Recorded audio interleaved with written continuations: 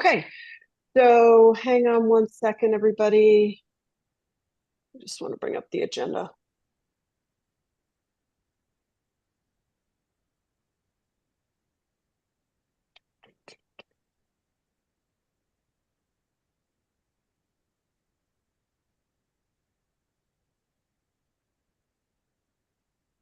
Uh,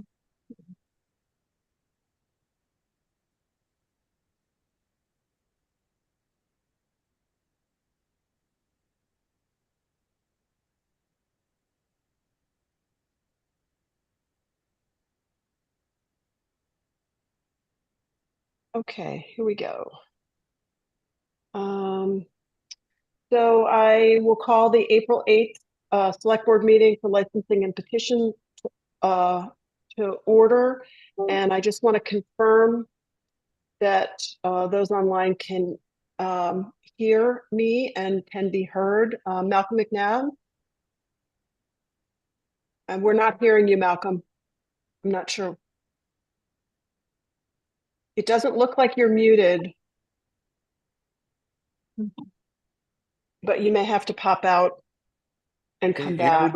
It's Matt. There, yes, Matt, I can hear. Don is connecting, almost connected. Tom? Here. Okay, Malcolm, try again. No, not hearing you.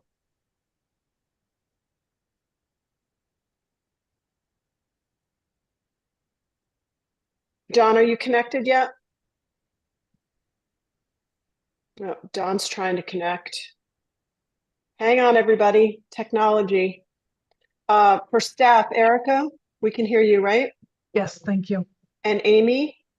Yes, thank you. Okay, I can hear you as well. Okay, so Don, are you in? Yeah, I'm here now. I couldn't hear anyone at first, but I'm connected now. Okay, terrific. We're having trouble with order. Yeah, I called the meeting to order and just took sort of a roll call check on sound. Malcolm was having issues. I think he's gone out and will likely try to come back, but I'll pass it over to you, Madam Chair. Okay, first up we have announcements. Yes, Amy. thank you, Madam Chair. So I just wanted to publicly announce, which I sent out to all the licensees, that on Monday, April 1st at midnight, the pandemic era policy of the cocktails to go and outdoor dining expansion expired, which means that all on-premise location, meaning restaurants that sold alcoholic beverages with to-go food orders must cease those operations immediately and only sell and serve liquor for on-premise consumption. They're also asked to remove any online ordering of takeout orders with alcohol as well. As you'll recall, that was allowed during the pandemic and was extended each year. That did allow those locations to sell beer, wine, and alcoholic beverages per certain standards with to-go orders only with food. It's currently something that is floating around Beacon Hill. The House supports it, the Senate not as much, and the governor does. So they're working it out along with some other bills. So it could come back, maybe not, who knows?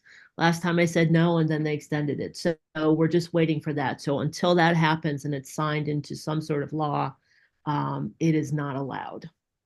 And I also let everyone know too, as well, local ability to extend premises for outdoor service expired as well. So we've been doing this for a year, requiring folks to submit an alteration of premises to add those spaces to their locations permanently. So we'll be seeing a couple more of those as well. Any questions on that? Good. Okay. Quick question. So we're still allowing sidewalks in some areas. That hasn't gone away. Correct. So what we did with that, we did that last year. We permanently added it to those licenses with an alteration of premise. So all they're saying now is previously during COVID, we were allowed to locally approve those sorts of things, alteration of premise, without going to the ABCC. Now we have to just go back to the formal, which we have been doing, the formal alteration of premise, public hearing, and then ABCC approval. So it's permanently added to the license. So that's the only change. And we've kind of been doing that for a year anyway. So. Any other questions? Okay, next up, we move to licensing and petitions, license holder requests. First up, request for approval of application of change of manager for annual all alcoholic beverages hotel license for LH Manager Northeast LLC DBA Faraway Hotel from Mark Anthony Crimmy to manager to Leanne McDonald, manager for premises located at 11 India Street. Yeah, Amy. so yeah, this petition as well as the next one, same LLC and changing managers in both of these. The original manager has left, and actually we're happy with having an individual, manager for each location instead. Both have passed all of the requirements for a liquor license manager. Any questions, comments, motions? Move approval. Is there a second? Okay, all those in favor by roll call, Tom Dixon, Aye. Matt Fee, Aye. Brooke Moore, Aye. Malcolm McNabb, Aye. John Holgate, aye. That carries unanimously. Thank you. Next up, we have a request for approval of application of change of manager season all alcoholic beverages hotel license for LH Manager Northeast LLC DBA Beachside at Nantucket from Mark Anthony Crimmy, manager to William Daly, manager for premises located at 30 North Beach Street. Amy? Yeah, thank you. And I will just one thing on here, same as the last change of manager for manager who had left. And just an update, I spoke with them. I know there's some renovations going on the property, just as questions have come up on this. They are going ahead, obviously, with some renovations, looking to make a kind of family-friendly setup at Beachside. Expected to be in operation. The goal is by the Pops, because they have some commitments there, and being open to the public late August into September. So working on that, we may come back with an alteration, just adding some outdoor seating for food, but it'll be a restaurant on premise for guests only. So just an update on the progress of that location. Any questions? Or a Matt, motion? again, move approval. Is there a second? Second. All those in favor by roll call, Tom Dixon, Aye. Matt Fee, Aye. Brooke Moore, Aye. Malcolm McNabb, Aye. John Holgate, aye. That carries unanimously. Next up, we have licensing and petitions departmental requests. Review of Nantucket Wine and Food Festival charitable giving plan as requested by the select board. Thank Amy. you. On February 2024 this year, at our licensing meeting, the board and several members, you reviewed and approved multiple charity wine permits that we generally do, submitted by the Nantucket Wine and Food Festival Charitable Foundation. When they applied at the time, there were several comments from board members inquiring about the charitable giving activities sponsored by the foundation that benefited Nantucket, the local community. You indicated at the time you didn't want to hold up, obviously, signing these permits, but wanted to have kind of an update and report. I submitted at that time to the foundation, and thank you, Nancy, for being here. I'll just review kind of what I asked her and have her kind of go over the report she gave us. Was, how does the Wine and Food Festival contribute to the Nantucket community? Please show ways in which the organization has given back to the community through financial support and programs such as Junior Chef, both historical references and current programs donations. What is percentage of charitable funds versus gross amount of revenue? Any other information you can provide to show your work in the community as an organization. And they thankfully did submit a report, which we included in the packet as well. I also included the, as of today's date, list of events and things that are going on as well. So you can kind of see where that is. So Nancy is here with us today. I just wanted to have her kind of go over that and see if there's any other further questions you have for Nancy. Go ahead, Nancy. Okay. So in general, speaking to this. The festival is very engaged in supporting the community in Nantucket through a myriad of ways. Sort of outlined this on the submission, but we have for many years been very supportive of the culinary arts program at the high school. We were, for many years, we had designed the Junior Top Chef competition, which was put together to engage the high school students, to give them opportunities to interact with culinary students who attend culinary schools all over New England, bringing those students in to work alongside and sort of team up with the students, just to give them these sort of experience. We brought in speakers. We helped support outings to go to special food shows and things like that. And ultimately, donating generally $10,000 a year to the high school culinary arts program as an award for winning, but the high schoolers always would win because there would be high school students on every team involved in this competition. So we did that for many years. We unfortunately had to stop doing that when we were shuttered for the pandemic in 2020. So for 2020 and 21, we weren't able to do that. Came back in 22, and we just sort of, from health reasons and post-pandemic situation, weren't able to bring back those culinary tents where this was held before. But we still work with the students and we engage them. We do still support them with a donation each year, and hire them or give them opportunity to work alongside chefs, sort of select students who are interested in that and who are recommended as being, wanting to pursue a culinary career. So we want to give them that opportunity.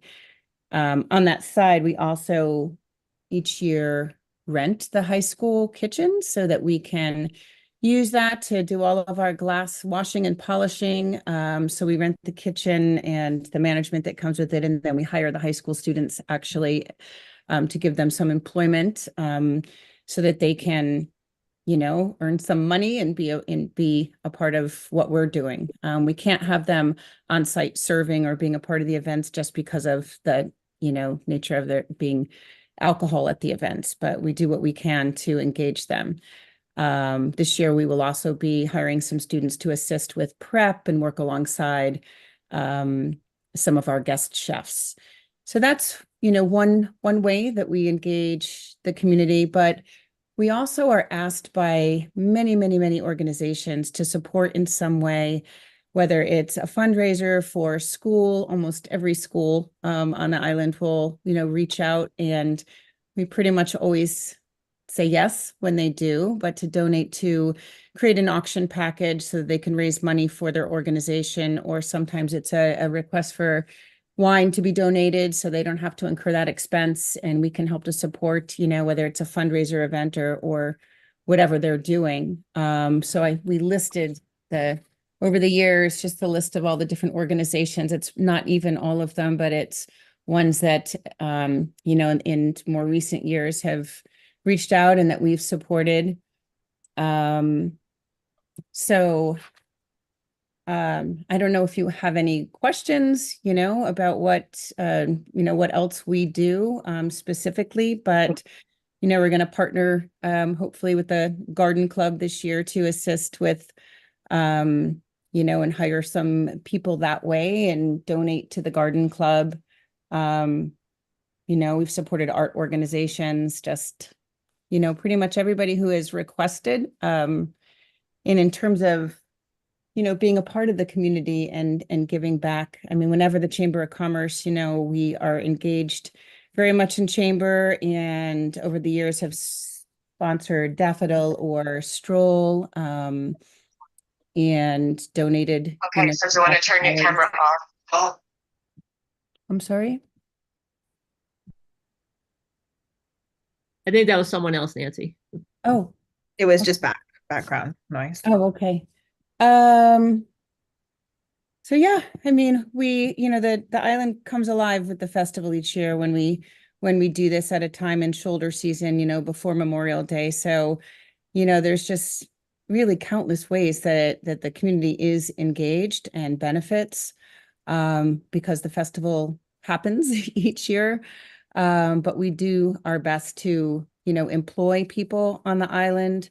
Obviously we're renting, locations, venues, hiring people on island that maybe their jobs haven't started until the high season begins. So that's how we support the community. Does anybody have any questions? Yep, board members, any questions?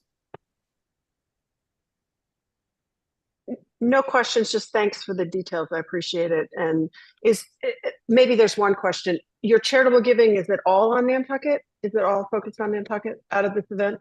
It's not 100% Nantucket because there are other organizations like the James Beard Foundation that we support, and other, sometimes happenings, or the Heart Foundation, or various that, people who will ask for auction donations and things like that are off island. In terms of direct monetary contributions, it's pretty much all Nantucket.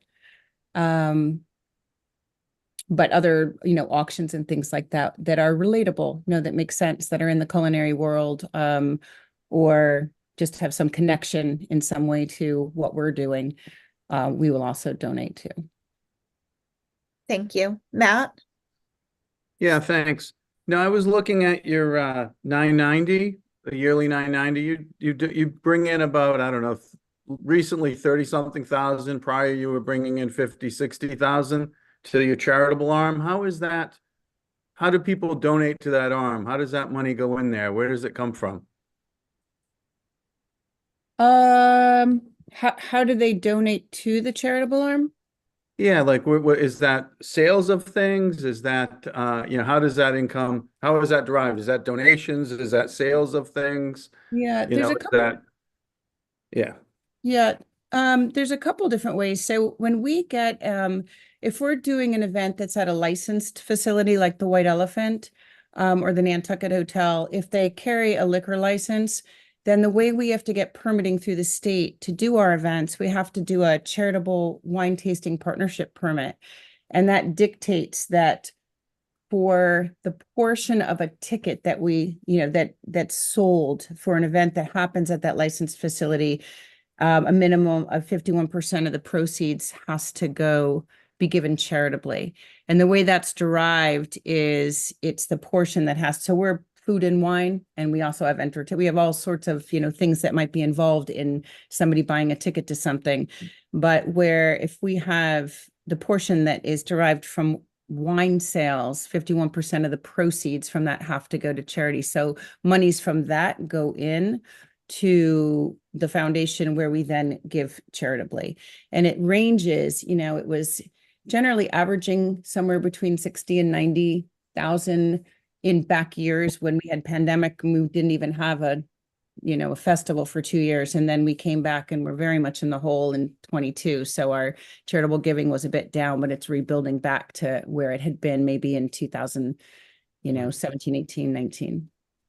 So I understand, if it was, if a ticket's $100, does $51 of that go to the charitable, or is it just, or do you portion the wine portion out?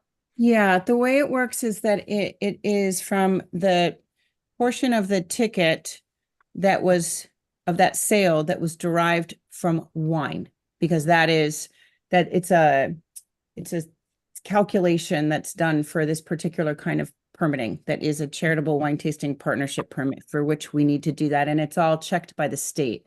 So when we have and so we have to submit this to the state each year, and then it's a calculation that's basically determined by that. We don't make it up. It kind of is just determined that way. Right. So you say we made X amount of dollars on ticket sales, and the state says X amount has to go into the charitable. Basically. Yeah, more or less. Okay. And then the other question, so you have a charitable arm and you have a non-charitable arm. How much, so your nonprofit did 31, it's done as much as 90. how much does the profit arm make? On a yearly basis, all those tickets, I was looking at the numbers, I didn't spreadsheet it or estimate it, I didn't have time to, do it, but I'm just wondering.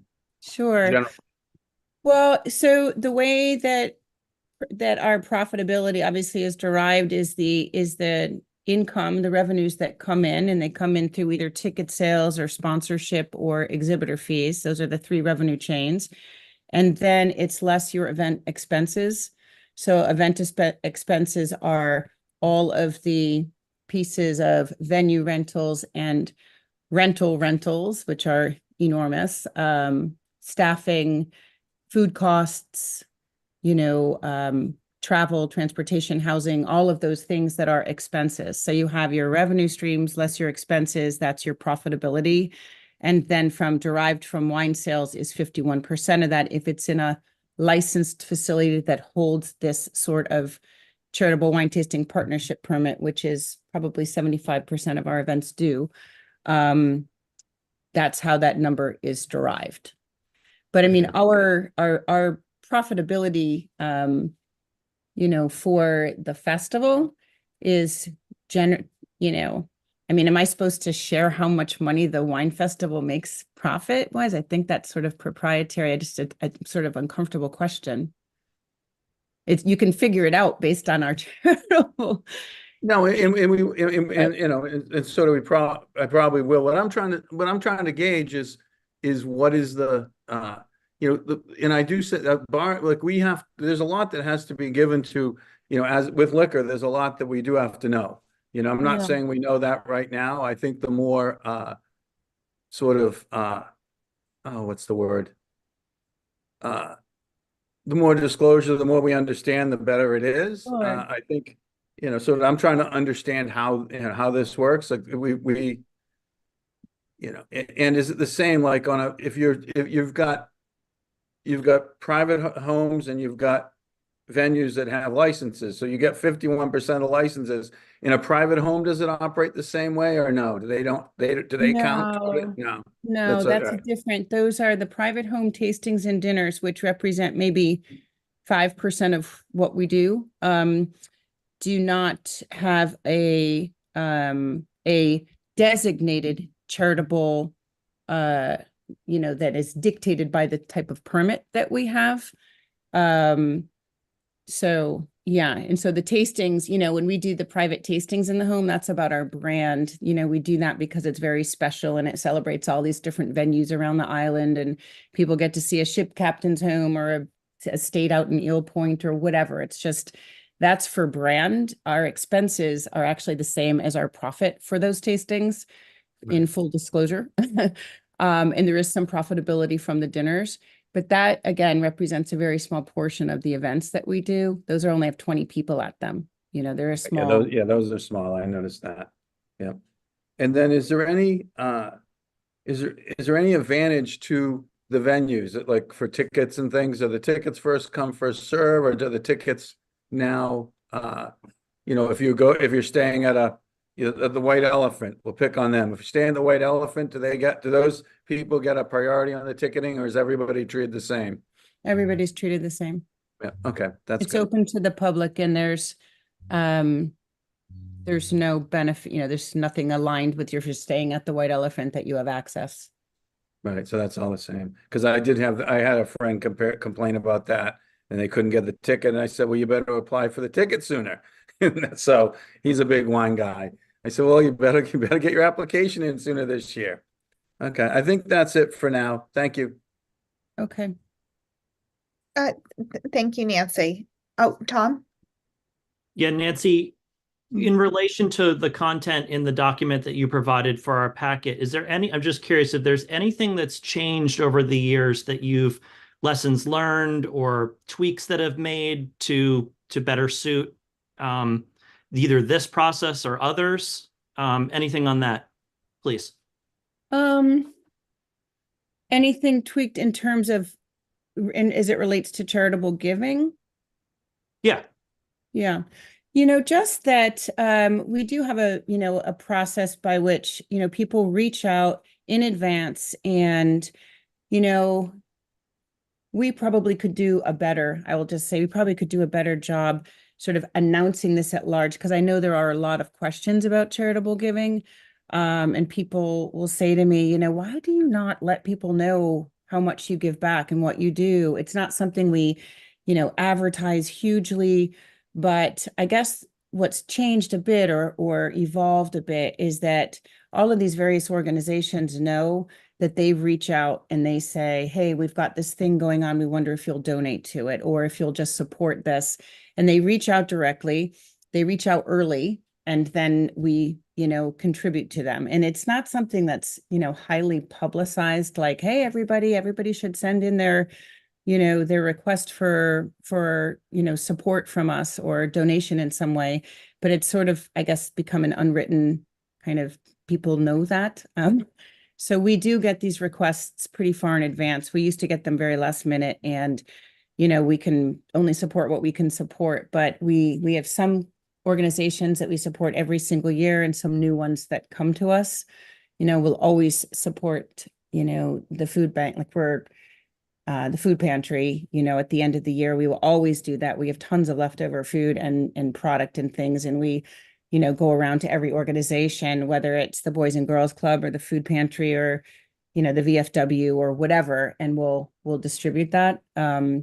But I guess it's, we probably need to figure out a way to publicize a bit, to let people know how we do give back charitably, because I think it's always in question and people wonder if we're just, 100% profitable organization, which we very much are not. And I think people wonder about how much we support the island, as a community. So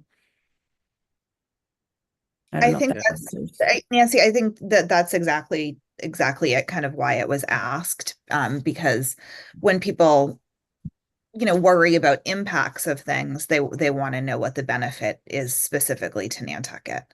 So the more you can highlight that, I think the better. Yeah. And sort of that's my point, is there are benchmarks for nonprofits as benchmarks for profits. The more that people understand that, if this thing is making $1 million a year, that's one thing. If it's breaking even, it's another thing. There's expectations when you donate money that, the money isn't all going to administrative, that there's a, it's just sort of people, it's important. At one point we had an entity on island that was like 60-70% of it was going to the fundraisers, and it was embarrassing. And I'm not saying that you guys are doing that, you're not, but the only way we found that out was, people were like sort of looking up information and finally, and sort of uncovered it. I think the town, needs to have a little more interest in understanding figures and numbers from these things and disclosures in general, so that that we can make, as a town, make good decisions on it. That's my point. So thank you. Okay. Thank you very much. Okay. Thank you. Thank you, Nancy. I'm going to move to the public hearings. Sorry, let me just pull this up. First up, we have a public hearing to consider an application for a public assembly permit for Nantucket Historical Association's Tony Sarge Community Day to be held on August 5th, 2024 at Children's Beach with a rain date of August 6th, 2024. I will open the public hearing and turn it over to you, Amy. Thank you so much. So yes, we are asking for consideration of a new public assembly permit on Children's Beach that'll be hosted by the Nantucket Historical Association. I'll turn over in a minute to Jocelyn to discuss. Just briefly, it's called Tony Sarge Community Day. This is something that has been reviewed and approved by the Parks and Recreation Commission March 21st. Also reviewed with the harbor master, Sheila Lucy, who, working with her, moved most of this event into the grass area off the beach. There's, like you mentioned, August 5th, which is a Monday, the rain date of August the 6th. And again, I'll let Jocelyn explain. Just Jocelyn, what you sent me this morning, they don't have that in front of them. So maybe just review the description of this event, which sounds like a very interesting, something we haven't seen here before. So Jocelyn, do you want to just give the brief description if you may? Thank you. Sure. Thank you, Amy, for inviting me. So, as Amy just mentioned, this is the SARG Community Day celebrating our special exhibition for this year, which is focused around Tony Sarg. And for 30 seconds, indulge me, I'm going to put my historian cap on and just share with some of you who Tony Sarg is, just in case you're not familiar with him. So he was the son of immigrant parents, summered on Nantucket, had a shop in town that sold toys and a lot of his products. He is most notably known for his contributions to the puppeteering arts. He developed marionettes, which are puppets on strings.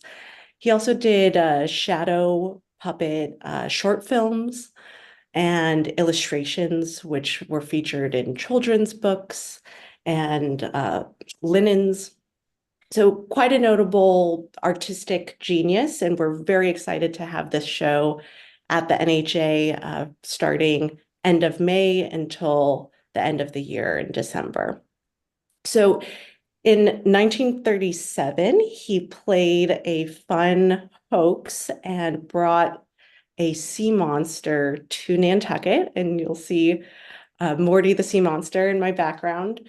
So the sea monster appeared on the South Shore, and it was a fun community thing.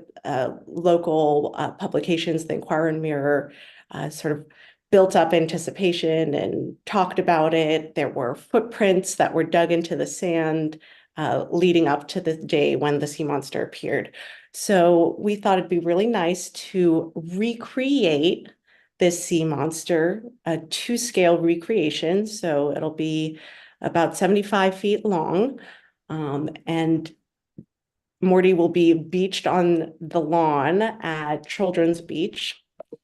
So this will be a family-friendly public program with an array of activities that will help introduce the kids to Tony Sarg and his contributions to the Nantucket sea monster hoax, as well as some of his other notable contributions, including developing the inflatable balloons for the Macy's Thanksgiving Day Parade and puppetry arts.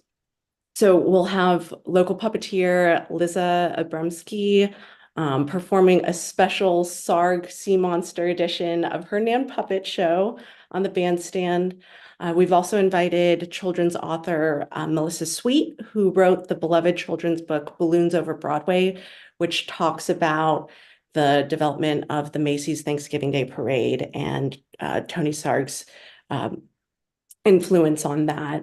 She'll be coming to the island to do some readings of her book and has also been working with my team to develop some special crafting stations that complement her book, as well as some of the other mediums that Sarg developed. So there'll be hand puppet making stations, a station where you can make a paper bag hat that's modeled after the sea monster. So we'll have a total of 5 craft stations and a photo op where people can take their photograph with the sea monster and sort of recreate a lot of the historical images that we have in the NHA collection of people standing next to the sea monster on the South Beach. So essentially, we hope to create a fantastic, fun program that celebrates the creative genius of Tony Sarg, who brought playful joy to Nantucket nearly a century ago. Sounds great. This is a public hearing. Is there anyone from the public who wishes to speak on it? And if not, we can close the public hearing. Motion to close the public hearing? Is there a Second. Second. Okay, all those in favor by roll call: Tom Dixon, Aye. Fee, Aye. Moore, Aye. Malcolm McNabb, Don Holgate, aye. That carries unanimously. What's the pleasure of the board? An enthusiastic motion to approve.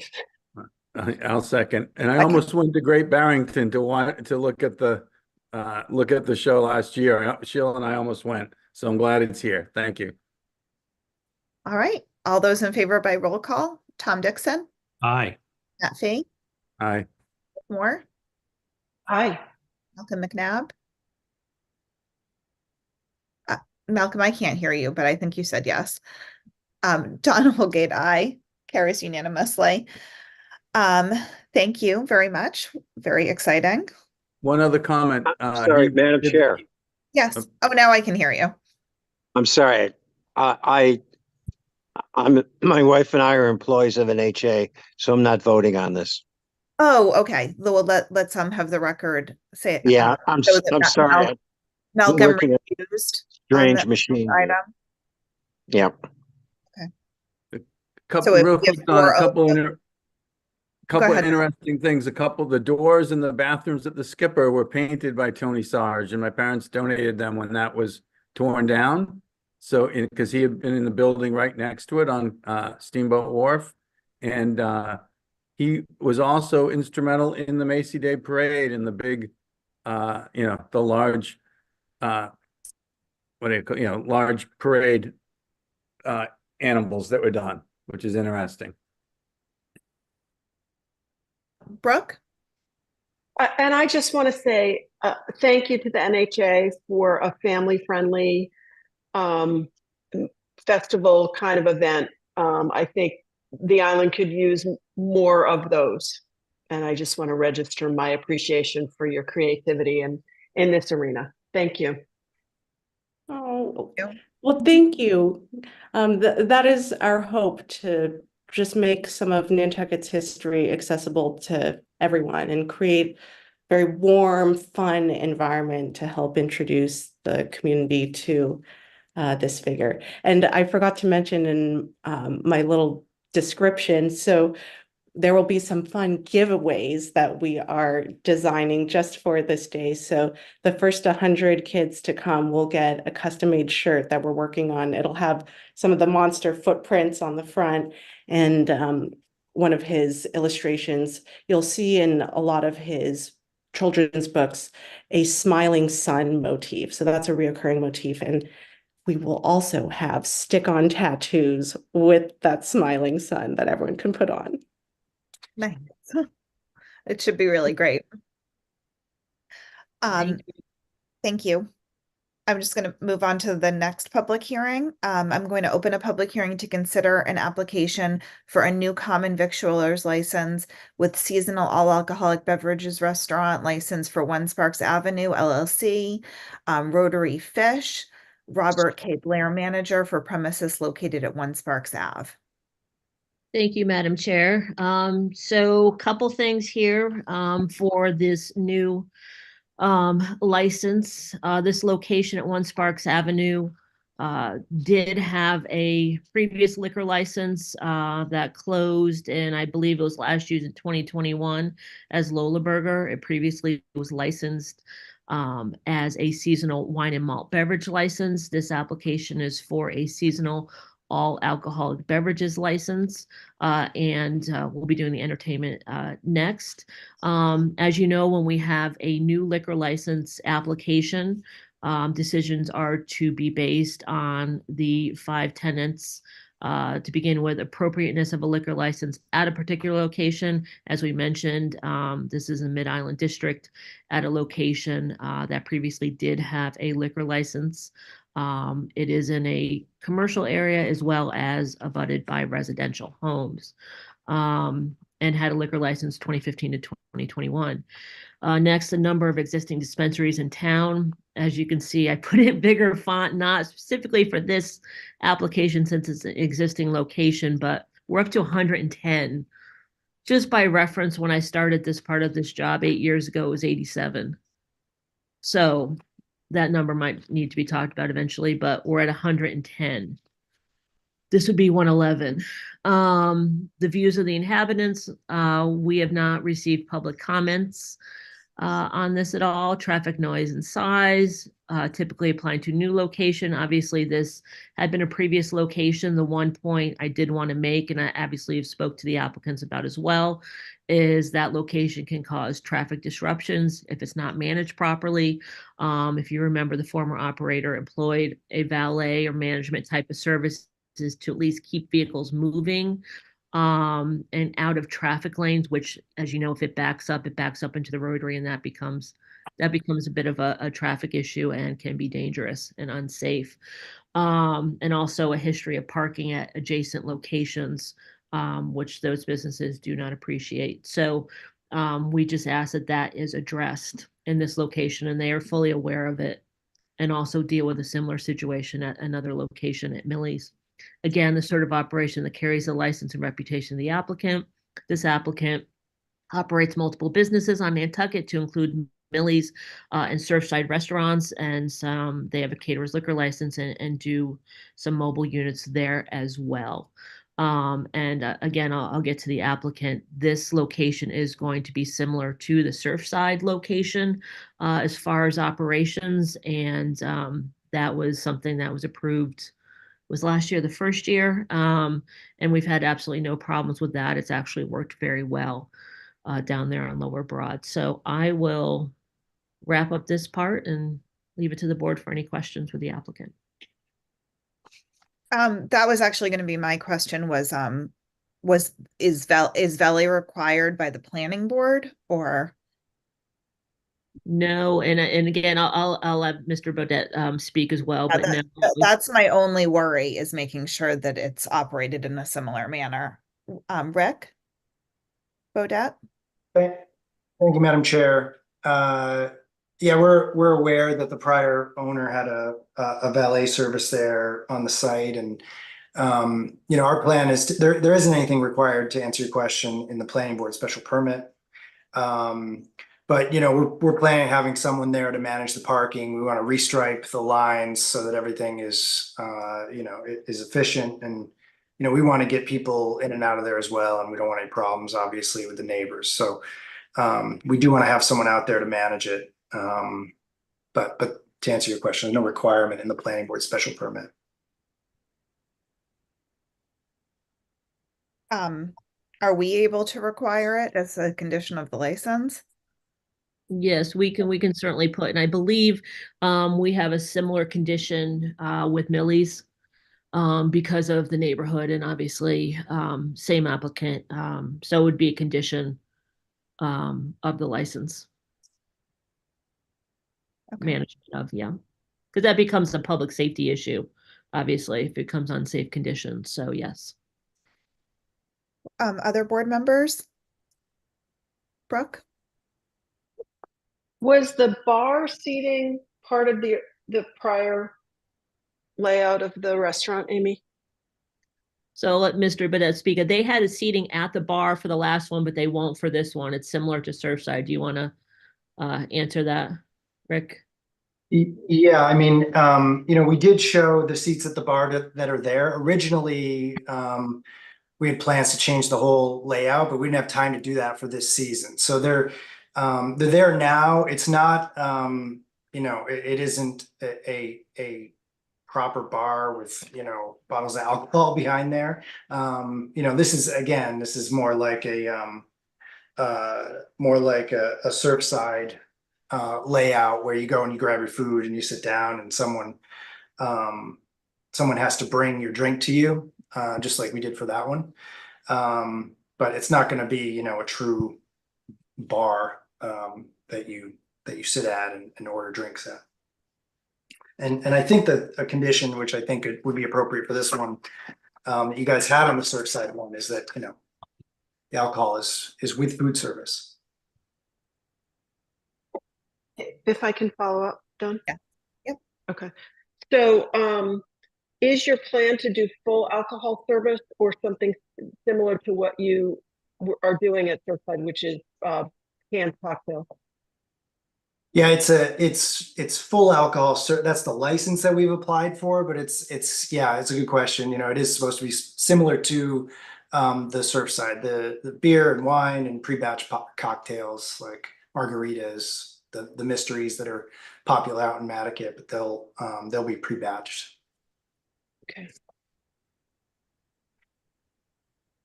Okay, this is a public hearing. Is there anyone from the public who wishes to speak?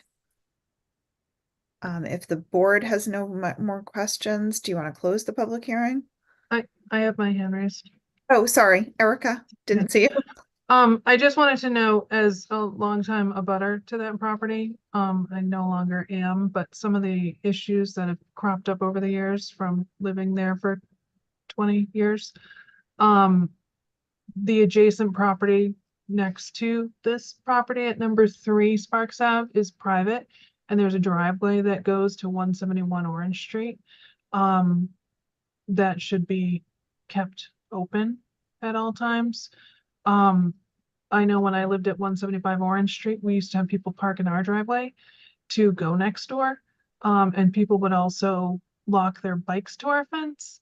So just a couple thoughts of things to look out for as you're operating your business.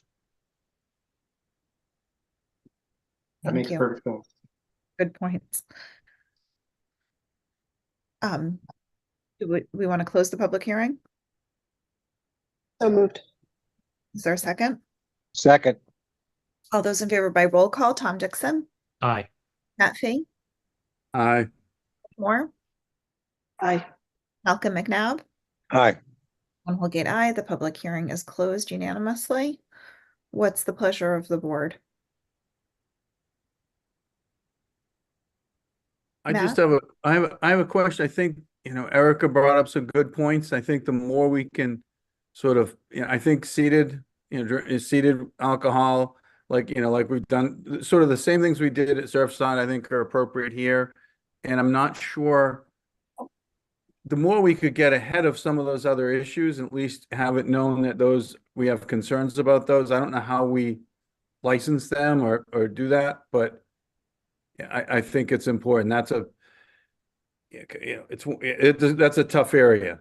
So if it ends up being overwhelmed. So how do we, I think whatever we can do to ensure that that doesn't happen is good for them and good for the town. So. Amy? I just want to follow up with Matt and ask to make sure I understand his question. So are you asking something as a condition of seated food service, alcohol with seated food service only type of situation? Is that what you're referring to? Well, yeah, I'm referring to that as one part, but I'm thinking even bigger than that. That's a tough, that's a tough location to have people lingering. And so, from a business standpoint, I would think that they would want to be turning people over quickly and not having them all parked, all around there and upsetting all the neighbors and filling up their parking lot. I would think they'd want to turn everybody over from a business standpoint, and from an operations standpoint, we do too. And so, if people are lingering there and there's nowhere to park, they're going to go find other places. And so I don't know the answer to that. I know operationally, and I deal with it myself, and we deal with it out on the West End with Millie's, and I deal with it here on Cliff Road. I'm just wondering, I don't know what we could, I don't know what we would be saying about that, but I think it's important to acknowledge it. And I don't have the answer, but. Brooke? Is there a way to word it that there has to be active food service at a table? In other words, I think what Matt's trying to say, which is what I would be concerned about, is somebody getting some food, sitting down, and then getting up after they're done and going back for 3 or 4 rounds of drink after that. So I don't know if there's a way to prescribe that people have to be actively consuming food.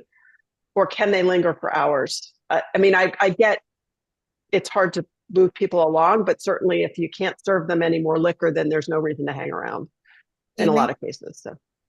Yeah, no, understood. And I'll go in a minute maybe to Dunn about operations. But what I would say, a couple of things is, one, I think, seated food service is a reasonable condition.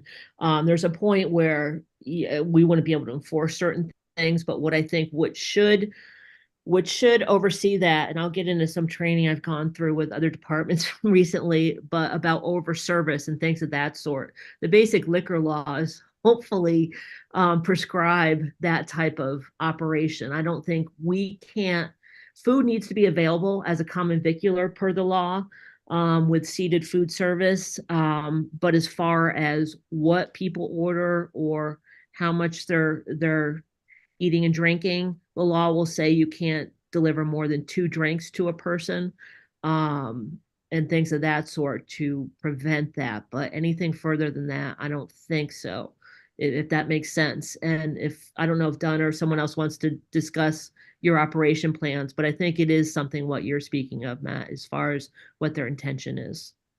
Rick has his hand up. Right. Yeah, I mean, I just wanted to comment that, you know, it's certainly a reasonable concern, just like the same concerns you guys had last year on Surfside. And, you know, I think the fact is just operationally, I mean, I think Brooke and Matt are absolutely right. I mean, we want them in, we want them out. We want to serve someone else another drink with their food, which costs more money than just a drink. Okay. So, but I think just sort of the operational makeup of the fast casual like Surfside lends itself to not hanging around, right? If you have someone coming to your table saying, "Oh, would you like another drink, sir?" You're more likely to order a drink than you know, having to stand up without your food, throw out your food, get another drink, and stand, you know, sit down. So I think it's sort of self-policing. Obviously, if that's a condition you guys want, then that's reasonable, and it's not an uncommon condition that you guys put on an applicant. So anyway, I just wanted to sort of clarify that. And if there's something Dunn disagrees with, certainly jump in.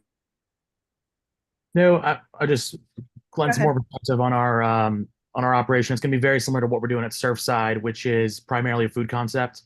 You know, we're always like to consider ourselves restaurants that have alcohol as an accoutrement to the meal, but it's, you know, never a bar with food. It's a restaurant that has a margarita or a mystery on draft. You know, we frequently see at Surfside people are having, you know, one cocktail. You know, very, very rarely does anyone have, you know, more than one. It's like what Matt was talking about. It's a fast turnover that we're having there, and we've prided ourselves on that, and that's something that we definitely hope to do with the Rotary as well. There's not much of a view with the Rotary.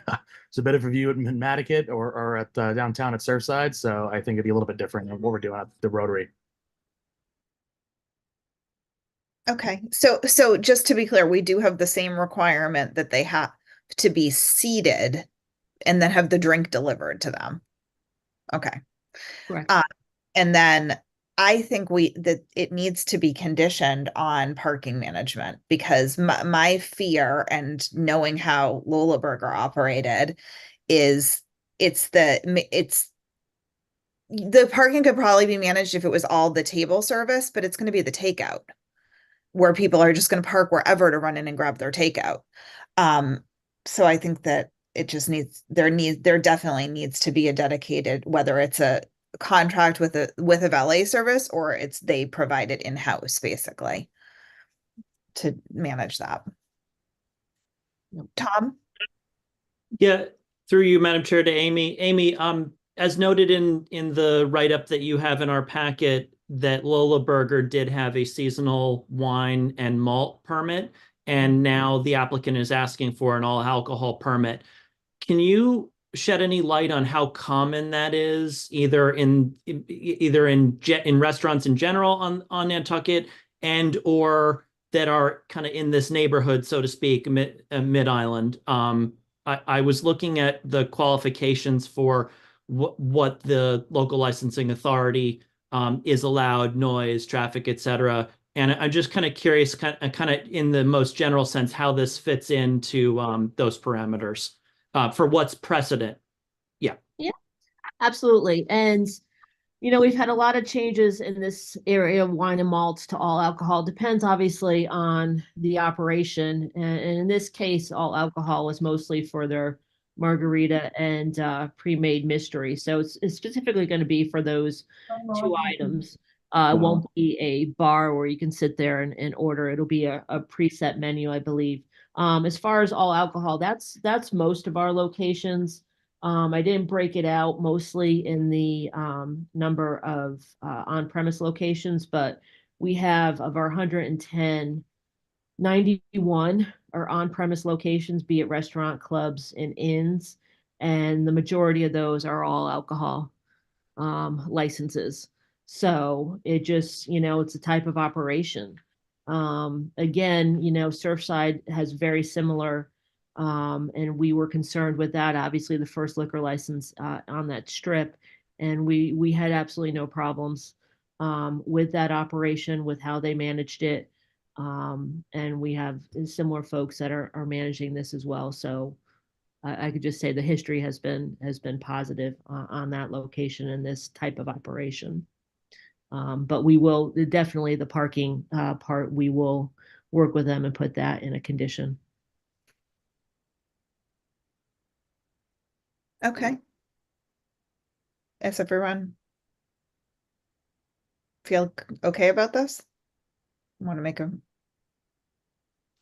motion? I'll move approval, based on the, conditions like Surfside, and that there's a parking management in place, and that we can, sort of be assured that that's taken care of. Is there a second? Second. Okay, all those in favor by roll call, Tom Dixon, Aye. Matt Fay, Aye. Moore, Aye. Malcolm McNabb, Aye. and Holgate, aye. That carries unanimously. Thank you. John? So much. I do would like us to put this on an agenda for sort of a policy decision about the growth of liquor licenses and where we want to go in the community. I think it would be helpful for me as a board member to have sort of a frame of reference, rather than a one-by-one, maybe a bigger picture conversation. That's a good idea. Okay. And I have a feeling and Amy, I don't know what your thoughts are on this, but I feel like it's going to be more and more common that people want to get out of the wine and malt license and into all alcohol, with just kind of the changing landscape of canned vodka drinks and canned tequila drinks, and that those don't qualify under kind of the idea of what used to be the beer and wine kind of license. Correct. We do see that. And like I've said before, I think we're kind of watching how post-pandemic world kind of shakes out. People's habits are different. Takeout is more likely. See if the to-go alcohol comes back again. That would be easier to do. Those to go. So yeah, but it's mostly all alcohol. We have few left that are just wine and malt. Yeah. So do you think the ABCC is going to make any kind of changes in terms of like prepackaged things that would include like the seltzer market, and put it into the wine and malt? I mean, that would just make logical sense to me. Yeah, well, you're using logic, and I tell everyone not to do that because it gets you nowhere. So I don't know. I think first is gonna come the to-go stuff, if they're gonna continue with that. And I hope that they do make some prepackaged stuff available, because the problem we had is they're allowing plastic cups with mixed drinks, and then you put a tape over the straw thing, and you couldn't give them a straw. So it wasn't, they're halfway out of the parking lot, got it pulled over, and are, chugging that, which is just people. So I think they're kind of working on that right now as well. So that would be a fundamental change to MGL to allow certain different types into wine and malt. So, we'll baby steps right now. We'll see how that goes. Brooke?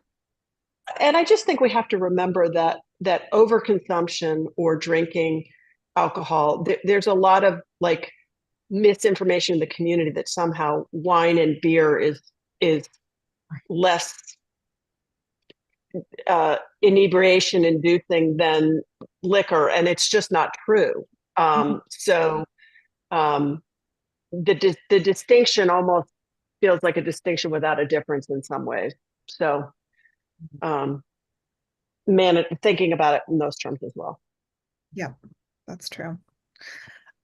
Next up, we'll open the public hearing for the same establishment for the entertainment license.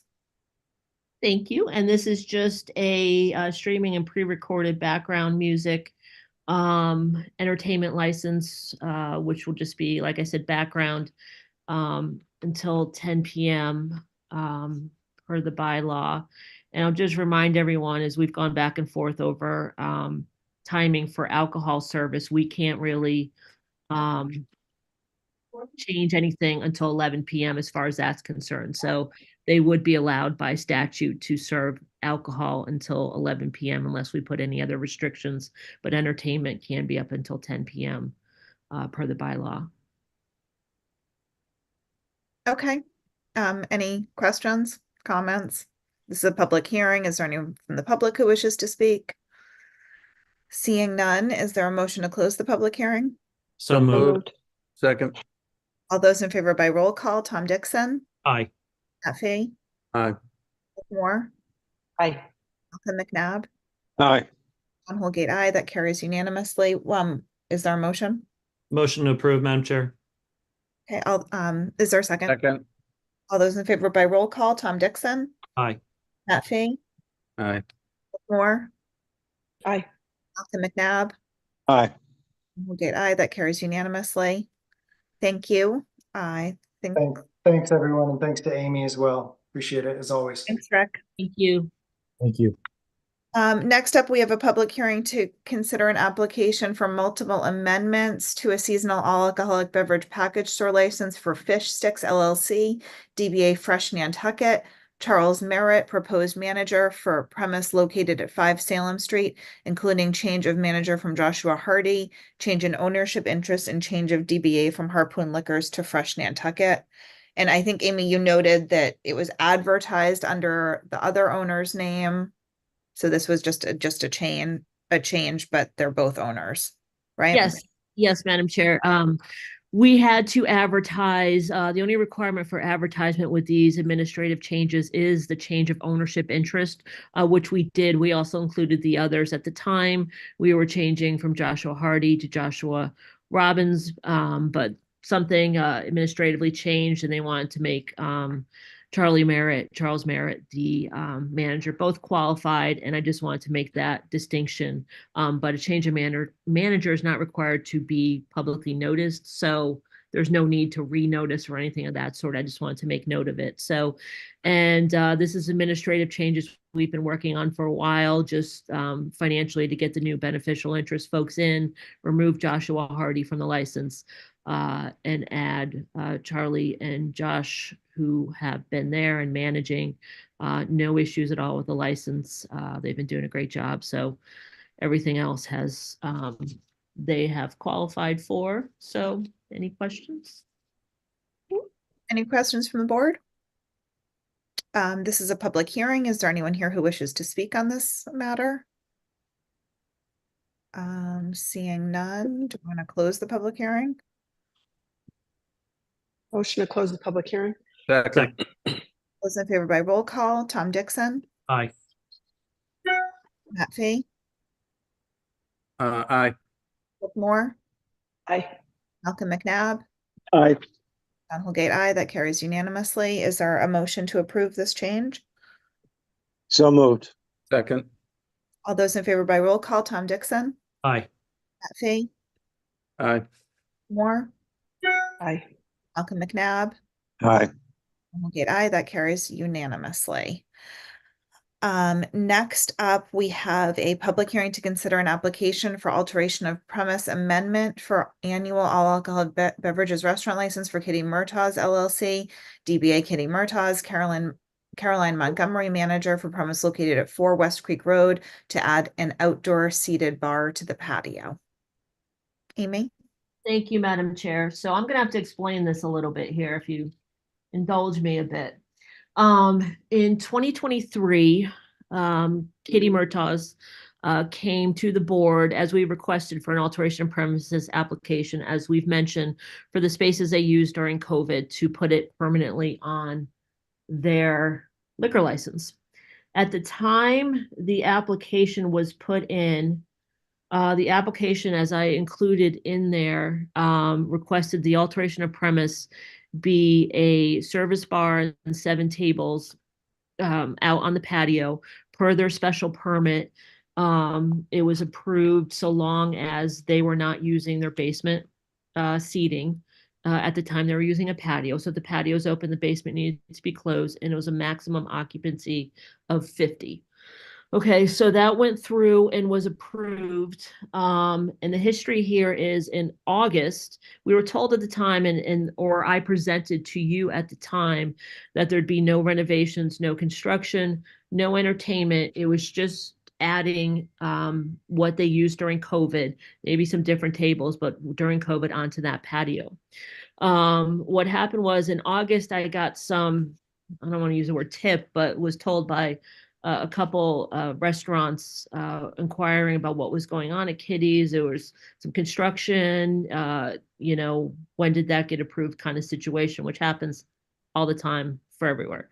So I went over there and took photos, and what we saw and what was advertised was a large bar, 21 seats, a big, we used to call boombox stereo on the patio with music, which we hadn't put in for as well. And so at the time, I expressed my concern to the applicant. They were surprised. They thought they asked for what they asked for. It very specifically said service bar, which even though they said this was a Nantucket description, it's not. It's an industry-wide description of a service bar is just to be used by servers. And not a seated bar. We very specifically like to mention if it's a seated bar for the board to make that decision. So I went back and forth on this, and my error in this was putting it off, was getting influenced by other talks and things of that sort, feeling bad. That was my fault. I should have brought it that I felt what I presented to you was not what happened. And I heard about it from a lot of different areas. I think finally, I'll say recently, the reason I really wanted to put this on here, they had asked for a modification of entertainment. So I was able to slip this in without causing them extra expense. I spoke to the ABCC investigator. When she went out to the premises, the bar had not been built yet, but she said that she would work with us if we wanted to review this decision and make any amendments to this description. I made it a public hearing just to cover us, just in case. So I want to be clear that this is not a compliance hearing. This is me making sure, and I'll say one more thing. In all this training I've been going to with the ABCC and others, the one thing they made clear to me is that I work for the town of Nantucket and not the restaurants, and not to be against the restaurants, not at all. But if I feel like I somehow did not communicate correctly to you, that I should bring it back to you to make sure that you made the decision that what they have is correct and what you approved. Because I've also been asked if that's the standard as far as outdoor seating for a location that's nearby that wants to submit an application. So this is about me making sure that I'm clear with you and that you are clear with what you approved. It's not to bring someone up for compliance unless you thought that was a case. I don't think there was malintent here. I am just trying to clear this up and be able to report back to people who are asking me if this is what was put before you. So that's all this is. There's been back and forth. I should have brought this to you in August, but here we are prior to the season. What I want to review is that the outdoor patio is now a seated bar with 21 seats that I counted on that day. If that's changed, they can certainly add that. That the one condition as far as number of, not necessarily number of seats, but the occupancy must be kept at 50. It seemed to be more seats than that, but as long as the occupancy itself stays at 50. And so I will actually just open it up for questions from the board right now, but I want to make sure that what you approved is a large seated bar, not simply a service bar with additional tables. I'll take any questions. Board members?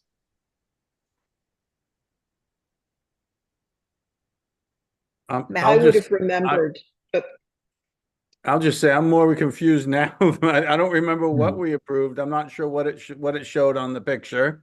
I'm You know. gonna pull up the minutes from that meeting because this wasn't clear to me from the information. I would have put these in. I'm pretty sure we approved picnic tables with a service bar. But I mean, I don't know that I feel so strongly as long as if it was this is the same number of seats, because my bigger worry is like parking requirements. So the minutes are very clear that Amy said that when the outside space is in use, the basement will not be used for dining. There is no Right. outside entertainment and a service bar only. Yep. Amy? So if I made that, so that was the point here is making sure that we have clearly stated what is being used in there, in a service bar only, meaning that it wasn't going to be a seated bar.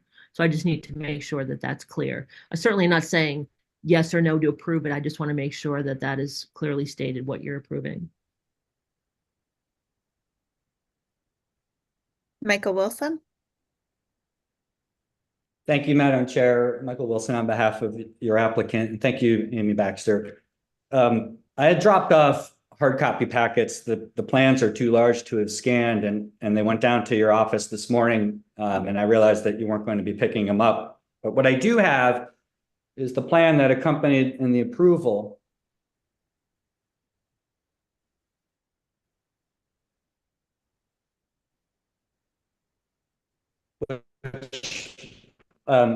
Madam Chair, I'm gonna references share the this. record of the picnic table for the summer. I'm sorry. This is what was in the Thank you. packet last March. Thank you, Erica. Service bar.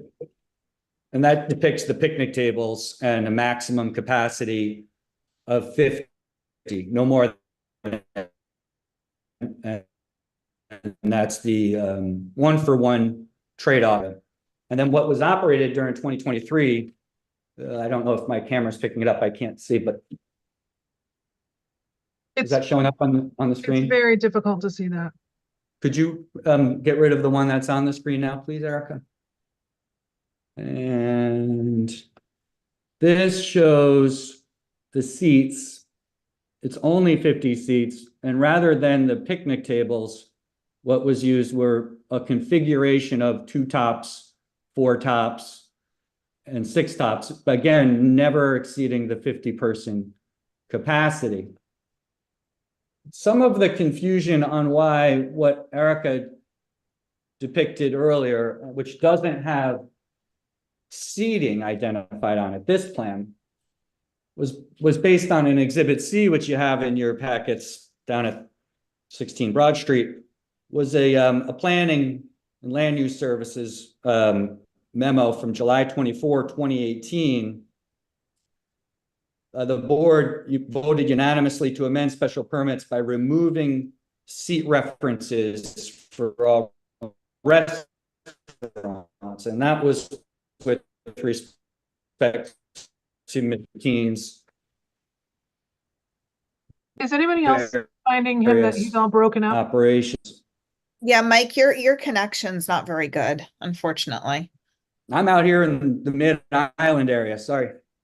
That's okay. I mean, I think we understand the point that you're making about the number. So there was no intent to deceive or ask for more seating. It was based on the planning board memo to remove any references to seats when the application went in for the configuration. When you're seated 2 people at a 6-top picnic table, it's not a very unique dining experience. It's so what Mr. Keene did was they broke down the seating to smaller tables, never exceeding the 50.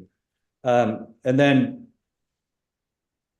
the seats were put on there to show that it is just 50 for the bar / service bar and the seats. So we're hoping that the board can draw off of the experience, whether you've had any experiences or certainly the lack of any issues out there with respect to parking or anything. It doesn't change the configuration of the use of the property. It swaps out the basement during the nice time of the day when no patrons are going to want to go into the basement when they can be outdoors. And then once it becomes uncomfortable for outdoor dining will use the basement again in the evenings. That's the nature of the application before you on the asking to, I suppose, honor what the changed seating configuration is outside. Okay, Brooke? Seating is irrelevant to me. Service bar versus a bar where people are sitting being served cocktails are two distinct things, and I did not approve that. And the minutes are clear. So in my opinion, where do we go from here, given that fact? So, I'm sorry. Madam Chair, I would just, through Madam Chair, I would just ask that you respectfully consider that it is just based on the number of seats, whether they're seated at a table or at a bar, it won't exceed 50, whether they're indoors or outdoors in the Yeah. or the patio. Oh, let me go to John, Amy. you're muted. Yeah, Amy. Yeah, yeah, that's not the point. The planning board, the select board has other considerations. That's just the planning board saying that they're not counting by seats, and they do that. It's just by occupancy. That's not even kind of what we're talking about here, and is not applicable. Again, like we discussed in the last hearing, it is about the select board understanding the service. What matters here is what was given to the ABCC and what was put in the premises. Service bar only and 7 tables. 7, 8, whatever, as long as it kept with the occupancy. But a seated bar is very different. And that's why I want them to make that determination, that that's what they approve. If they feel that there was some sort of compliance issue here, then certainly we would handle that in a separate hearing. But if they're able to consider this now, and take a vote on it, we can kind of move forward with that and work with the ABCC to adjust that understanding. Okay. Okay, so does the board understand what's being asked for? And this is a public hearing. Is there anyone from the public who wishes to speak? Seeing none. Does the board have any more questions for the applicant? Shall we close the public hearing?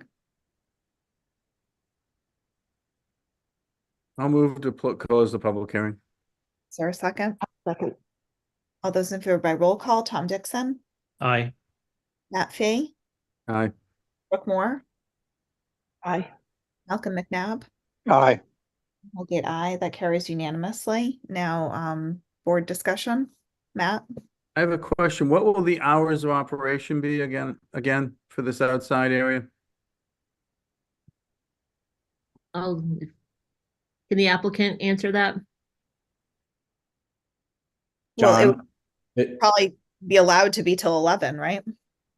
No, that's not the intent. The intent is to trade off and go into the basement dining area once.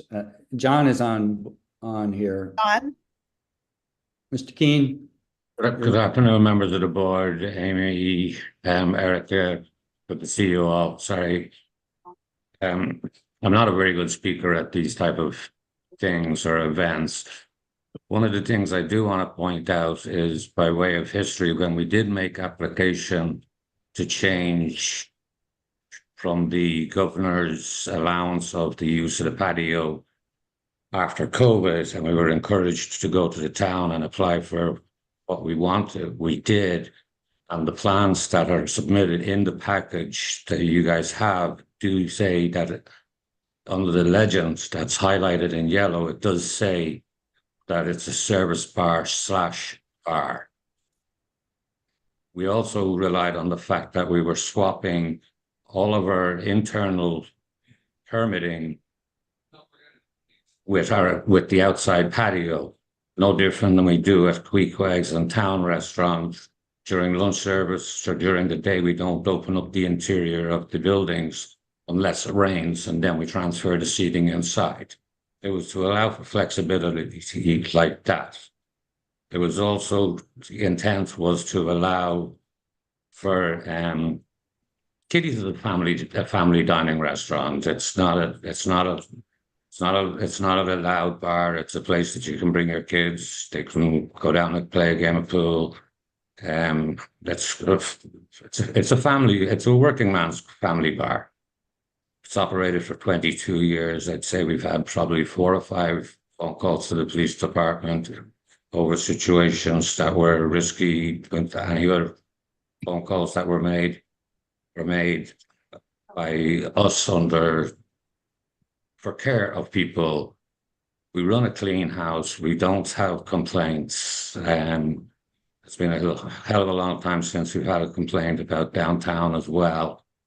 And I just wanted to make clear that our original intent was just to transfer the uses that we had inside to the outside. And that I do want to mark it that it was very clear on the plan when we created extra packages, so as every member on the board had a package to review. And the legend was highlighted in yellow, and it did say service bar / bar. And that document was the one that Erica produced at the very beginning. It says it there right on this left-hand side. If Erica would like to show that again, that would be appreciated if she could. There's even an arrow that leads from it going to the bar area.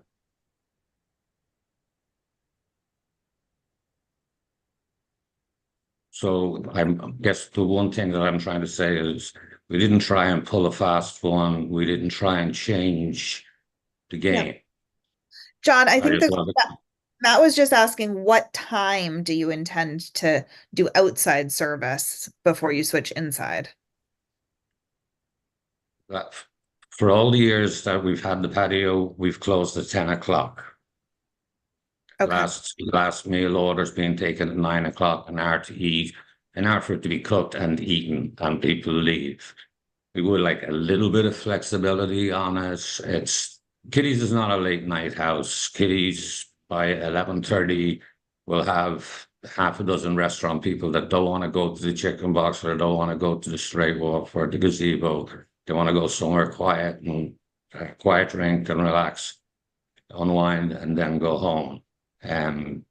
If they're going to be there and they want to go outside and have a cigarette and bring their drink with them, I'm thinking 11 o'clock will be the latest that I would ever go.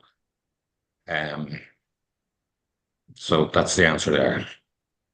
Okay, Matt, did that answer? Right, and John, the reason I was asking is there's a difference for us. It's difficult sometimes when it does abut, when some of these abut neighbors who are living there, and there's a couple houses nearby, and so that's my concern. If it's earlier, then I'm leaning. You run a good operation. I'm leaning toward approving it and hoping and seeing how it goes this summer. But if it's running later, then I get worried that we're going to be back here, sort of next year with some of the neighbors going, geez, it turned into a bar at night, and it was, right next to my bedroom, right next to my house, So I'm trying to find a way to say yes, and that I think will work. I have worked very closely with our neighbors, especially the Fishers, Joan, a very powerful woman, a great woman. And she's not afraid to tell you her mind, and we've always worked very closely with her. We get along well. Like Paddy's Day is coming up, we drop over and say hello, and we tell her what our plans are for the day. We work well with our neighbors. We've had no complaints. There's been no noise complaints, I'd say, in at least 10 years, even though the patio did operate for about 5 years out there between COVID and since COVID, and it operated as the service bar / bar all last summer, and we didn't have a complaint once. Thank you, John. Amy? I would just say people should be careful about saying they haven't had complaints in 10 years. Just something's not called in dispatch. I found out about this through some people will just not want to have it registered, but let's not get there. We just want to talk about a seated bar, and if that's your understanding and approval. I will take all the blame for all of this. This has been 8 months of just really kind of the description we gave and that we put in there is different than what is there. Not saying why that is. I will take all the blame for it. I just need the decision to be that it is a seated bar. And again, if you have conditions about standing around, like if there's 50 people and there's still occupancy, and they're all standing around the bar, we just like the condition we just put on, we might want to consider that as well. And secondly, Matt, as far as noise, I think in the next hearing on the music or entertainment might be where you can, do the 10 p.m. or earlier type of thing. It's easier to do that. The unamplified human voice apparently is not a violation. So people just being out there wouldn't be a violation. So I would consider that on the next hearing. So I just want to try to focus on discussion and approval of or not or conditions of a seated bar in that area. That's it. If we can focus on that, I think that's all we need to do. Brooke? So I'm trying to get some clarity here. Mhm. I was handed in the packet, I was given a diagram that may have said service bar / bar, but the motion and the minutes could not have been any clearer as we just saw them, that what we approved was a service bar.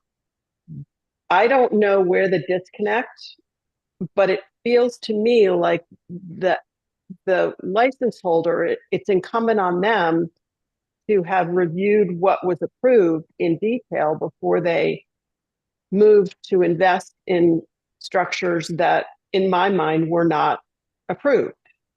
And I'm sounding a little harsh here, but it almost feels irrelevant to me what Amy did or didn't do. There was permission issued for one thing and another thing was built. That's problematic, and I think us amending this sets a precedent that concerns me if we do it. And that's just where my head's at this point. Like, I just, where does ultimately the responsibility lies with the applicant to make sure they're compliant. And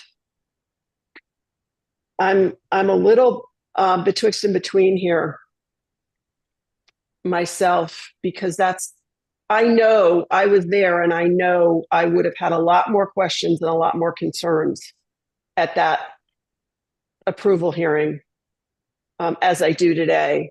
For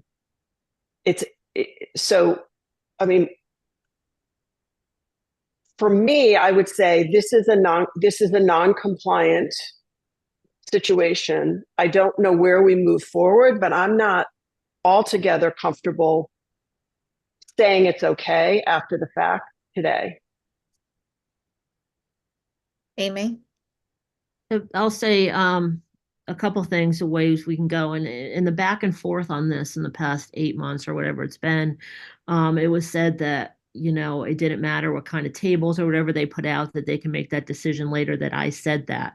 And I did say that, meaning, do you have picnic tables? Do you have high tops? That sort of situation. Absolutely, I did say that. What I learned now is that I'm not going to be answering questions much anymore. The state has also said that they have questions, an attorney can help them with that. So I'm going to take that lesson there as well. But when I said that, it was meant, what kind of tables they put out there. High top, low top, whatever. It stayed the occupancy. A seated bar is very different, just like we deal with the tree bar and things of that sort of situation. An outdoor bar and the precedent of that in that area is something I want to address. I don't know if we can just look at it as, if this was the first time coming to you, what would be your questions, and go from there. They are presenting a seated bar in this patio. What are your questions and concerns, and address it from there? I mean, for me, I don't know that I, particularly mind having seats at the bar. But I think that as conditions we've put on other places, that alcohol service has to be contingent on having a seat. Because when it's outside and if there additional people are standing around to come meet their friends, it can turn into a different scene. And I am concerned with music, because I think that that's one of the things that neighbors tend to complain about the most. So I think we would definitely need a hard stop on any background music at 10, and certainly not allow live music outside.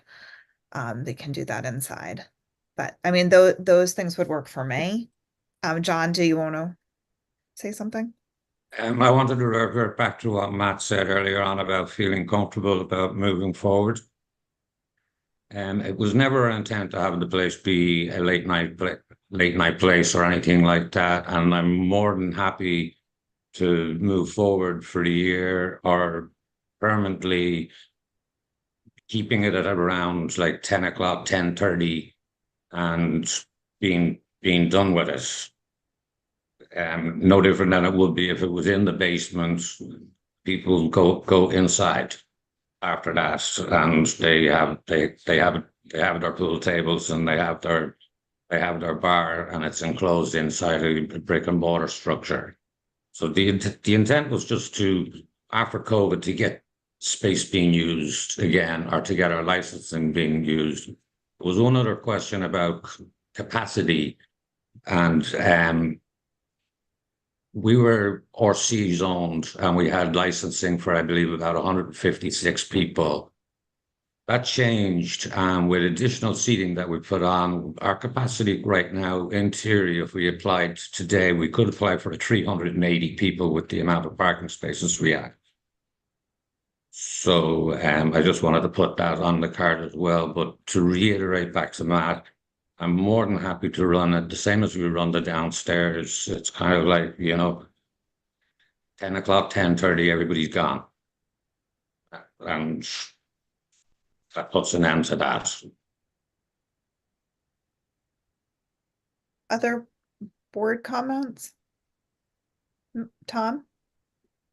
Yeah, Madam Chair, through you to Amy. I might have missed this, and I please pardon me if this is a simplistic question, but before we were having some discussion, and maybe Mr. Keene just answered this, about when it gets a little colder or when the sun goes down and folks would be outside and then go to the basement. So just to be clear, it isn't like a mandated time where it's, okay, sunsets at 6:36 or whatever, then they go down. It's more like it's both, and then it's slide. Am I on the right track here? Yeah, it's one or the other. When the patio's in use, the basement shouldn't be in use, vice versa. So if they want to close down the patio, move indoors, then that would facilitate that opening as well. So it's just not to increase the occupancy. The occupancy stays the same. If they went up to that 300, we'd be talking nightclub, because they have live entertainment license. But for right now, it's either or, and no time. It's not time dependent. The only time that something like that would happen would be, we have a beautiful Friday evening and the entire patio is full at 8 o'clock and everybody's waiting on their food. And next thing we get, it's thunderstorm, a thunder and lightning storm. We have the ability for everybody to pick their plates up and walk in and have a table downstairs in the basement. Otherwise, it would be planned over the course of the week. It's like, well, gee, the weather doesn't look good this Friday and Saturday, so we're not going to open up on Friday and Saturday. We're going to be indoors, so we won't accept any reservations for outdoors. Does that answer that? Yeah, so it's a judgment call based on conditions. Mm-hmm. Thank you. Yes, but we don't get both. Right. Malcolm? Yeah, so to be clear, we're not talking about it. This is not a compliance hearing per se. No. No. So we're not discussing or voting on whether or not there was an issue with following our decision back in August. I think we're really voting on whether we're okay with what was actually instituted. Okay. And fixing it so that they match, because there was clearly a misunderstanding. Right, but the owner would fix it back to what we agreed to, yes? Then it becomes a compliance hearing? I'm confused. Amy? Yes, thank you. What I would say is I chose not to bring it forth as a compliance issue. I considered that for a while, and again, I should have done it immediately. I did not. I worked with the ABCC. I called the investigator. She said she would work with us if we went back. I also talked to our attorneys and discussed the decision. If you saw a path to allowing and understanding there was a misunderstanding wherever it was, I took the, okay, maybe I misunderstood situation. However, if in this discussion you find, you know what, this doesn't sit right, we feel there's a compliance issue here, we can certainly hold a compliance hearing on that. So I chose not to present it to you as a compliance issue. I chose to say, you know what, we all could have done better on this. The ABCC said, go back, kind of have this discussion. If you can make your way to some conditions or an updated description, we're happy to work with you on that. Does that make sense? Thank you. Brooke? So in essence, if we vote to accept the existing condition as being acceptable within the license, the permit that we issued, then would this be up for renewal or is it permanent? This would be a permanent addition to their license, as we're doing with these locations. You are able to, and the reason we want to kind of review this is add conditions like seated service, things of that sort, that you didn't really get an opportunity to do so at the beginning. So it would become part of their license that would be renewed, yes, on an annual basis. However, if you did put a more restrictive condition on it that you want to see for a year and it can be reviewed again, you can certainly do that and open it up. So it's a discussion on, on this situation and any conditions that you would put on it, should you have accepted it in the beginning. Matt? I think I have a motion, but first I want to say, I think it's unfortunate, Amy, that you are not going to answer questions in the future. And that advice I find that you're being advised not to. It's very bureaucratic. Part of why people like you is you do such an effort of trying to work your way through it. And I'm very, as a member who has to ask for permission for things, it's very difficult to get a answer of call your lawyer. So I hope that you don't take the ABC advice to heart, because I think that you do a good job and you say difficult things when you have to. I guess you can answer, then I'll make my motion.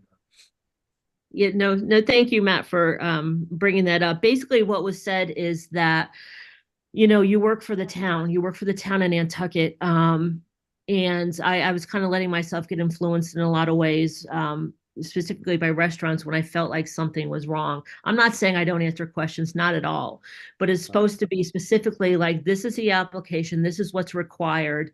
When they start to get into, well, what about this? What about that? What about finances? What do I put here? The last 2 hearings, I did some of those applications for folks because they were wrong and I had to do them. We have 111. That's a lot. You know what I mean? And so we get into this situation. I look back and go, geez, what did I say? I'm trying to help and I get us into this, which I don't think I did. But anyway, absolutely, I'm going to answer questions. But it gets to the point where you're like, they're saying, do not give advice.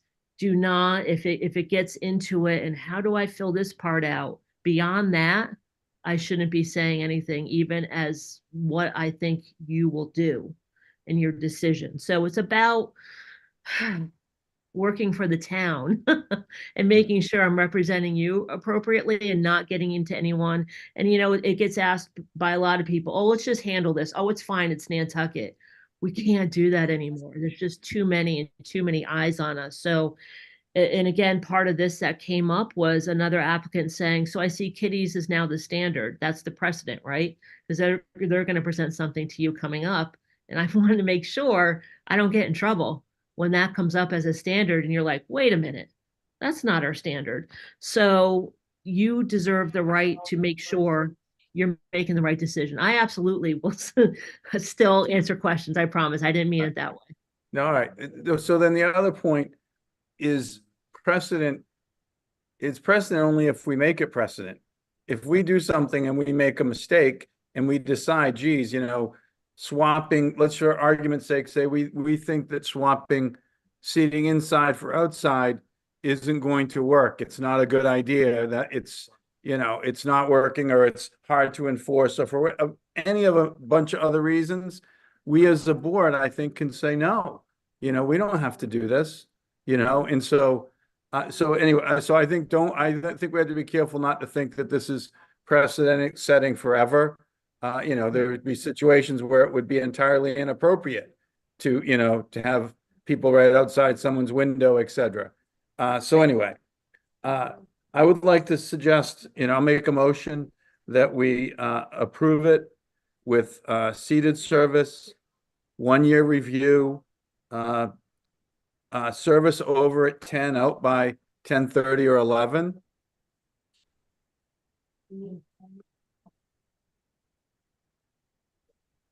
Are you done? Yep, unless I'm missing something. No, is there a second? Malcolm? Madam Chair, I think we have to close the hearing first. I thought I already closed the hearing. You did. Yeah. You did. My apologies. Okay. You made me question myself for a minute. Well, I'm always challenging myself, so go ahead. Is there a second to Matt's motion? Can I read the motion back? Yep. Just to make sure I have it right. So motion to approve with seated service with a 1-year review. Service stops at 10 p.m. and the patio closes by 10:30 or 11. I said 10 or 11 to see what the rest of the board thinks, but yes. Well, I think you need to pick one. All right. I'll pick 11 then for the motion. Is there a second? I'll second that. Okay. Is there further discussion? Okay, I'm going to go to a vote. Tom Dixon, Aye. Matt Fee, Aye. Brooke Moore, No. Malcolm McNabb. Aye. Don Holgate, aye. That carries 4-1. So that next up we have we'll open the public hearing for entertainment for the same establishment. Madam Chair, Yes. I have to depart. Okay. Thanks, Malcolm. All right. Thank you all. Thank Thank you. you. I mean, this is a public hearing, but I mean, I think we've already kind of started discussing this. We'll open it to the public if there's anybody here interested. But I mean, I just think we have to approve background music, but it has to be shut off by 10, which is consistent with pretty much everywhere else. Amy? Yes, Madam Chair, if I may just kind of, the description when it came in on the application might have been slightly different than what I originally presented, but I just wanted to read it briefly because it's a couple pieces to this entertainment modification. They wanted to amend the current entertainment license to include the seasonal outdoor patio. So they're able to play slightly amplified background music during service, show sporting events on 2 televisions, and occasionally have 1 to 2 live musicians with lightly amplified music during our hours of lunch and dinner service, noon to 9. In addition, they want to amend their interior entertainment license, which currently ends at 9:30, meaning no music, TVs, or music after that time. They want to extend that to when the bar closes at 1 a.m. If I may just break into 2 pieces. Interior, yeah, that makes sense. That's pretty standard. That 9:30 thing came in a long time ago, not really sure where. So that part makes sense. Exterior, again, when I did the inspection in August, there was already music going on out there, which I video for. I didn't provide because this wasn't a compliance hearing, but I believed that the modification would be simply for background music. So in addition, they're asking for, and I would like an explanation for slightly amplified, because that gets a little dicey there. Televisions and live musicians would be 3 separate things. So I would say start with the background music and then go for anything additional. So what, I have a question then, sorry, Don. What are they asking for outside? Are they asking for background, TVs and live music? All 3? Yes, Okay. sir. All right, Yeah. thanks. Just want to be clear. All right. I mean, I would say no on live. I think I already said that in the last hearing. But I don't have a problem with what I mean, what is the meaning of slightly amplified? It just means that, I mean, it's playing through a speaker. That's Thank you, Madam Chair. An example would be someone like Jacob Butler, who comes, he's a one-man show and has a small amp that amplifies his guitar. It's not proposed to bring in bands. There are Irish entertainment that comes in, and they sometimes have for the guitar. yeah, no, I know the kind of things that are done there, but I just think it needs to be kept inside. Mike, you froze. I think for now, at least, it needs to be kept inside. So we just do the background televisions. John? Mike's Mike seems to be trapped in space. Sorry about that. Yeah. I don't mind. The intent was just, you know, like maybe on a Friday afternoon, or if we had, let's say we had patio reserved for a wedding party or a get together before a like rehearsal dinner or somebody, and they wanted to have somebody play a guitar or something like that. It was more for a sort of a dinner crowd type of thing, kind of like 5:30 to 7:30, not a 9 o'clock. Even on the inside, we don't play music, and we do have entertainment. St. Patrick's Day would be really the only day in the year where you're playing live music past 9 o'clock. So we're not known for music. It's not viable. The dollars and cents of it, the cost of the musician, as against the amount of volume that you have, extra volume you have to take in, just doesn't work.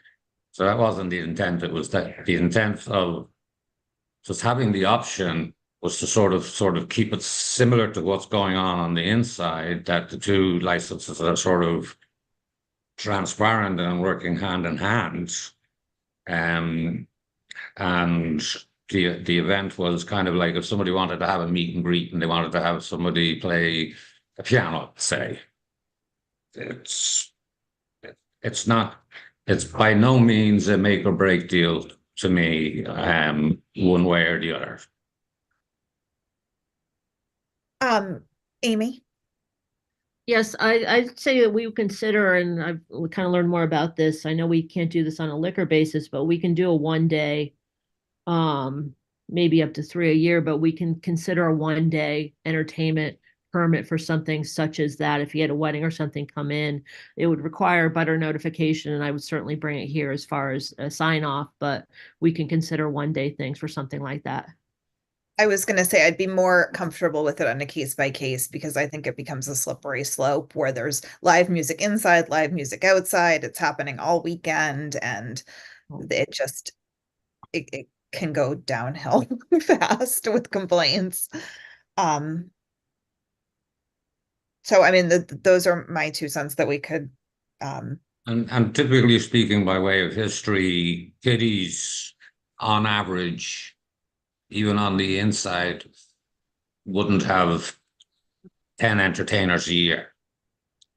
And two or three of those entertainers are generally for to raise for charitable events. Okay, is there anyone here from the public who wishes to speak before we close the public hearing? Seeing none, can we have a I'll motion? make a motion to close the hearing. Is there a Public- second? Second, All those in favor by roll call, Tom Dixon, Aye. Matt Fee, Aye. Brooke Moore, aye. John Holgate, aye. The public hearing is closed. Does the board have more questions or comments or want to make a motion? Yeah, I'll make a motion. I'll make a motion that it's background music and TVs, but not facing the street. You know, we don't want people seeing them as they're driving by because we get tons of complaints about that. And no live music, and that it's over at 10 o'clock. Okay, that's on the patio, but you're okay with the changes to the interior? Yeah, I was just Have talking.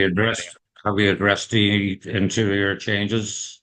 Yeah, I think I we're. was just, my motion was just on the patio to start. I think, well, do you to start, or do you want to Well, just that say was that? the, yeah, I know. Well, the part of interior- the hearing is to amend the interior entertainment to extend the time from 9:30 PM to 1 AM. And I'm fine with that too. Okay, so I just wanted that all included in the motion. Is there a second? I'll second that. Okay, all those in favor by roll call, Tom Dixon, Aye. Matt Fee, Aye. Brooke Moore, Aye. John Holgate, aye. That carries unanimously. And you can come back if there's a case by case special event where you need entertainment outside. John? Can I say one thing to Amy? Amy, this has got to be a horrible experience for you. It was very awkward for us. Constantly not knowing where we stood was very difficult. You were very honorable and very helpful in getting us through this, and I truly appreciate it. I wanted to thank you, and I hope the board recognizes that Amy had to do a lot of work to get this thing squared away. Thank you, John. Thanks. Appreciate Yeah, we can all do better, and I learned some lessons, so we'll take that all forward, I promise. Thank you. Thanks. Are we good? Are we done? Yeah, is there a motion to adjourn? All right. Move to So adjourn. moved. Second. All those in favor by roll call, Tom Dixon, Aye. Matt Fee, Aye. Brooke Moore, Aye. John Holgate, aye. Thanks, everyone. This was a longer one. Thanks. I appreciate it. Thank you, everyone. I appreciate it. Amy. Thanks, Amy. Thanks. Bye. Thank you, guys.